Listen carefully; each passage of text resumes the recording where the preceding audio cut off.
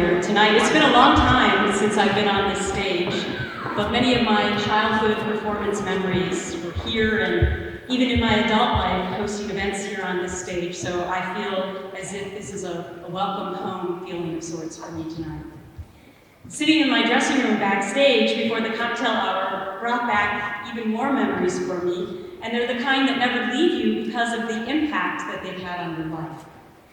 As a 7th grader, I won the WAMSO Young Artist Competition, and the prize was to perform with the Minnesota Orchestra.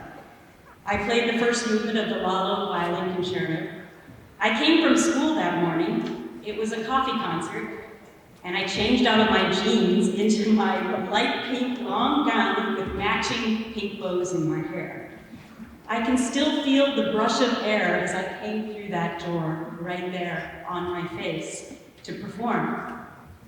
The performance went well. Afterward, I went back to the same dressing room, changed back into my school clothes, and went back to school like it was no big deal. I think I even took a math test that day. And no one knew, or frankly would have understood, that at 13 I had just performed a solo with the Minnesota Orchestra. That was my life as a kid. A gifted violinist whose goal at the time was to become a famous concert artist and one day perform in Carnegie Hall. My music and my lessons with the amazing Mary West here in town set me on the right track for life, and so did Gitzi's. I joined Gitzi's as a 9th grader with my sister Chris, who's here tonight, and my best friend from Anoka, Molly Kinney. My first year I sat in the 2nd chair next to the concertmaster, David Moki. My sister was 2nd chair in the cello section next to David Cellini, and Molly was 4th chair in the cello section next to John Massman. Dr. Bill Jones was the conductor whom we all adored.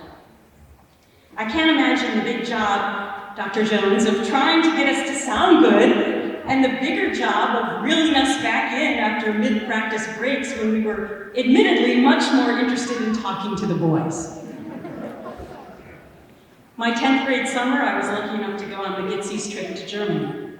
We performed 3 main concerts, with the highlight being a performance in the Berlin Philharmonic Hall. This was before East Germany was free, so when we went behind the Berlin Wall through Checkpoint Charlie, trust me, that was a trip you never forget. We all had to get off the bus and stand in line with our passports while the East German police ran mirrors under the bus to see if we were hiding anything. One of my fellow violinists and resident comedian, Judge King, saw a bunny running across the road and screamed out to the bunny to run as fast as it could to freedom on the other side. During my time at Gitzi's, we performed most of our concerts here and at O'Shaughnessy Auditorium. But we performed our holiday concerts at the IDS Tower downtown, always playing Sleigh Ride.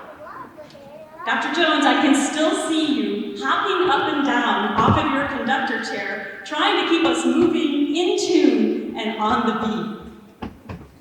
beat. Ultimately, at age 17, I decided that the violin wouldn't be my career. But my mom still found a way to get me to play. She encouraged me to enter the Miss America system because, as she told me many times, talent was worth 50% of a candidate's score, and Gretchen, you have that. In 1989, I became the first classical violinist to ever win Miss America and was part of Gitzi's inaugural concert in the new Ordway Theater in St. Paul as the featured soloist. I always say that my life has worked in mysterious ways, but there are certain constants that have guided me.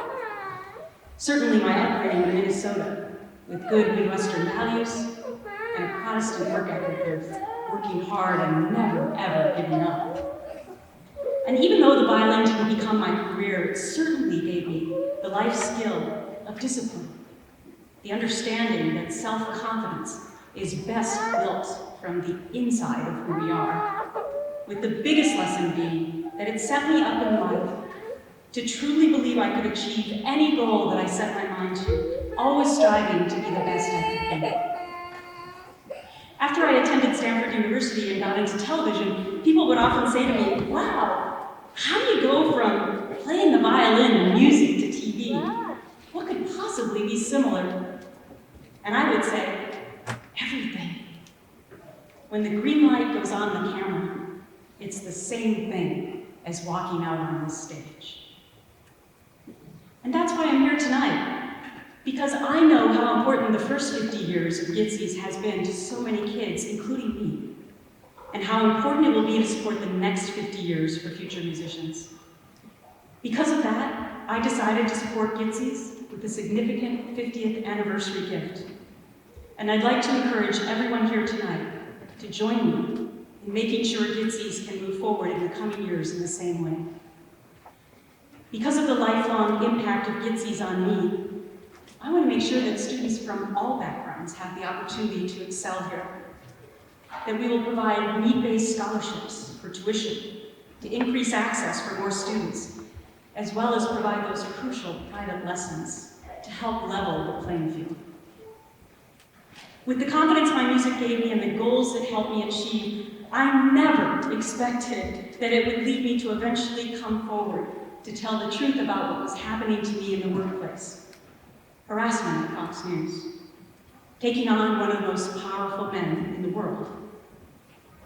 I never intended to become one of the poster children for harassment in the workplace. That's nothing that you aspire to put on your long resume. But I know the courage it took me to do that 5.5 years ago, and the work that I've done since in trying to change the workplace to make it safer for all people, passing one of the biggest labor law changes in the last 100 years just last month on Capitol Hill, and having it be bipartisan movements. I know that all that dedication and passion I've had to play it forward came from the courage and dedication I learned right here on this stage, and all of my experiences with Gitzi's. I may not play the violin anymore, but the gifts the violin gave me are still alive and well deep in my soul. So whether it's here tonight or in any other aspect of your life, I hope you too will be inspired by my story to play it forward. Thank you so much for having me.